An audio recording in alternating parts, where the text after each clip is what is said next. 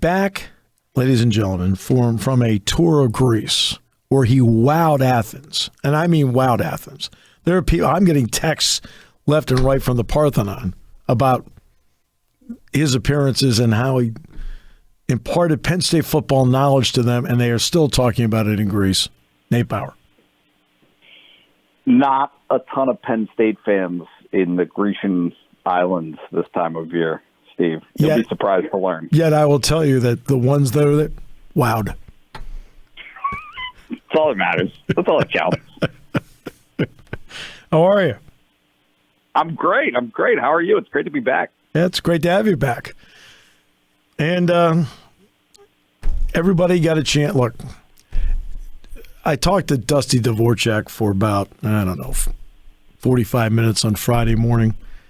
And we were talking about, at one point, the quarterbacks. And I said, you can be looking down at your spot board or whatever. I said, you'll know when Drew Allar comes in. And he laughed. He goes, yeah, you're probably right. So, look, Sean Clifford played really well. So let's put that to the side of the first. What did you think of the kid? No, he's good. Look, I'm struggling with this balance, right? Because it seems like it's necessary to allow for the enthusiasm for him that is warranted. Right? Like, I mean, look, that throw to Omari Evans, right? Yep. Was perfect. Okay. Yep. And from the press box, it was funny. A buddy of mine texted me, and he was just like, "Oh my goodness, that ball was on the money." And my instinct was, nah, it didn't look that way to me. Like, it looked like Evans kind of ran it out and got under the pass, right? Like, it didn't feel as though the pass was that perfect. And then I saw about 4 replays of it, and it was like, oh no, that was fantastic. Yeah, that was a perfect ball that he threw. But let's go. Let's go to the freshman receiver. Watch the route he runs. He's open because of the route he ran. That was a fabulous route. It is all of the things, and you know, I feel like we talk about this occasionally, but James Franklin does not get enough credit for his honesty in terms of the assessments that he provides, right? I mean, I think that when you look at this true freshman class, he's been talking about it since June, right? I mean, right. He's been talking about not only the guys that came in January, but just the class as a whole and what their potential was for this season. And so I think that there's been, again, not only for the media in terms of how we present this information, but for James Franklin himself, he's tried to, not go overboard in how he talks about these guys. But there's no question that the buzz and the excitement and all the things that happened in the stadium in the second half on Saturday afternoon all align. They all align with everything that's been talked about for the past 6 months. I mean, to me, what they've done, besides getting several into the rotation, they've changed the depth quotient here. And I think that is a big element here, because you look at any of the top teams, they're able to absorb problems, and they all have them. Everybody does. Clemson has them, Ohio State has them, Alabama has them, but they've been able to absorb it. This class allows them to absorb it, I think. I think very much so. I actually wrote about it yesterday that Penn State needed to beat somebody up, right? This has been a 2-year deal where they just haven't, and obviously the COVID year was what it was, but they just haven't had the opportunities to comfortably get backups into games. And Franklin talked about it this offseason. I think that he realized and somewhat acknowledged that there were some circumstances last year that were probably a mistake, right? That it ended up hurting them, obviously at Iowa, but even after Iowa, that they hadn't been able to, and again, this is kind of a combination of factors, but that they hadn't been able to take advantage of that Indiana game, right? Right. The Ball State game. Right. They won 44 to even the Villanova game, because they put the offense out there, and then Villanova against the thirds put together 2 long time-consuming drives. The offense never really got out there. Very much so. Very much so. And so the chances that they had last season were wasted. And if you look at the way that those 2 games played out, Ball State last year and obviously Ohio on Saturday, they were actually very similar in terms of the score at the half and how the game was kind of proceeding. But Penn State was able to they made the decision to get Allar in the game as soon as they did in the second half, and it paid dividends. They desperately needed a situation like they had on Saturday. It's not going to get a ton of publicity, but they really needed to have an opportunity like that, and they took advantage of it. Well, what was interesting to me, and it was when we interviewed James afterward, part of my question was he not only put Drew Allar in the game, he put them in with the ones. Yep. See, and I think that was invaluable to Drew, that he worked with the ones in a game situation. Totally.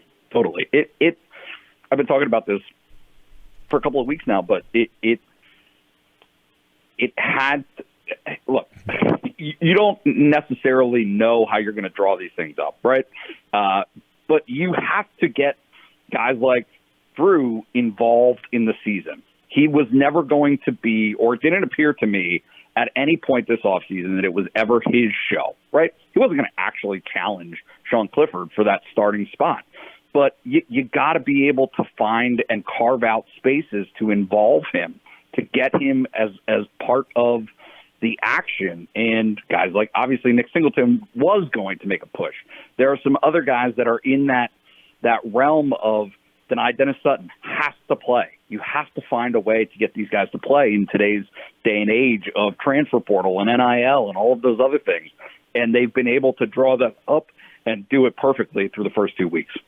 Yeah, it's interesting because Denai Dennis Sutton, look, what's interesting to me is every freshman played better in this game than they did the first game.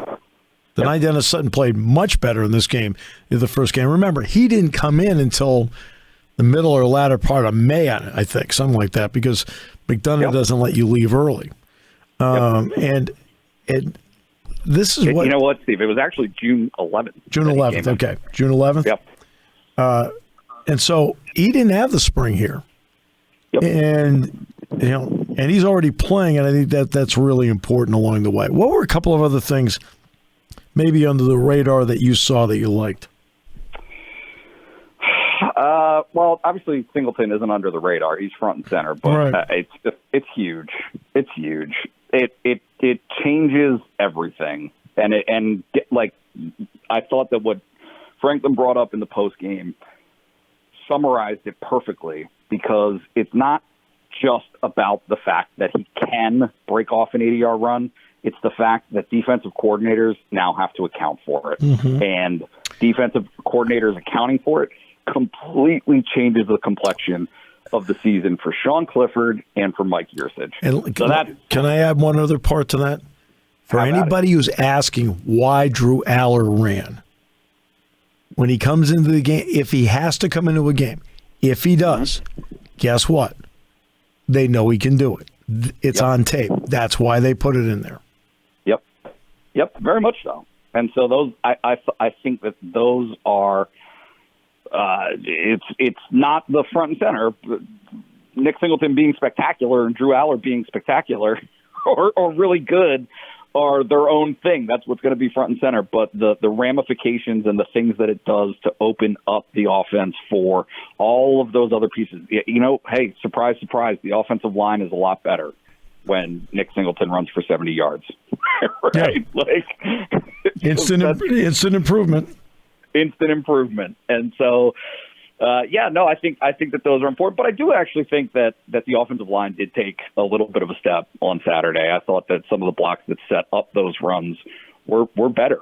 Beyond that, Abdul Carter is he is the real deal. Yep. He's instinct.